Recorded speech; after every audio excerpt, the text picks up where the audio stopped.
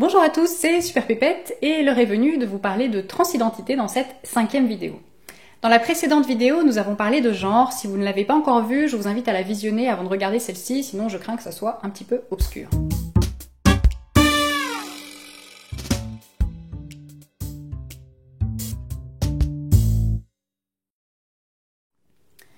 Il me semblait très important de faire cette vidéo sur la transidentité car c'est un sujet que l'on connaît très mal et on a énormément d'a priori sur les personnes transgenres. C'est d'autant plus important d'en parler car des recherches récentes démontrent qu'il y aurait un lien entre l'autisme et la transidentité. Il y a effectivement a priori plus de personnes transgenres parmi les personnes autistes que parmi les personnes non autistes.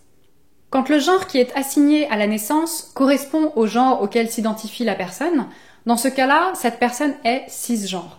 Je vous donne un exemple. Si, depuis ma naissance, j'ai été considérée et éduquée comme une fille et que je m'identifie au genre féminin, dans ce cas, je suis une personne cisgenre.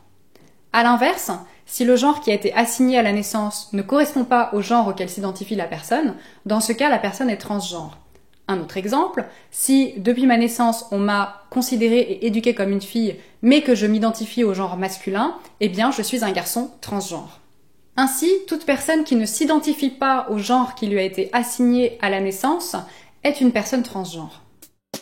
Des personnes très différentes sont concernées par la transidentité, qui ne concerne pas que des individus ayant été assignés garçons à la naissance et s'identifiant au genre féminin, ou inversement. Effectivement, la transidentité concerne aussi des individus qui ne se sentent ni hommes ni femmes, ou qui se sentent plusieurs genres à la fois, ou même qui peuvent se sentir hommes un jour et un peu plus tard femmes.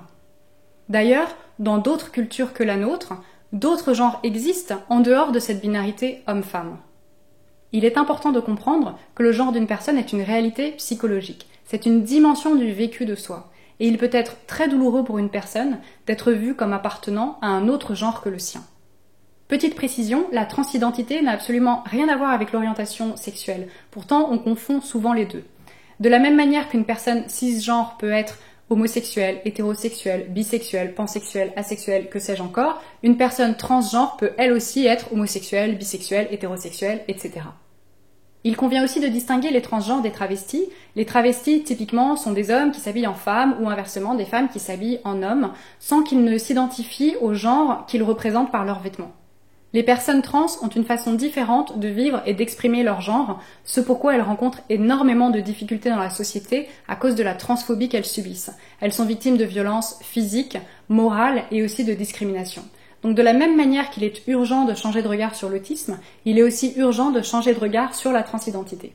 Merci pour votre attention et on se retrouve la semaine prochaine pour la 6e vidéo qui parlera de la culture du viol. À la semaine prochaine.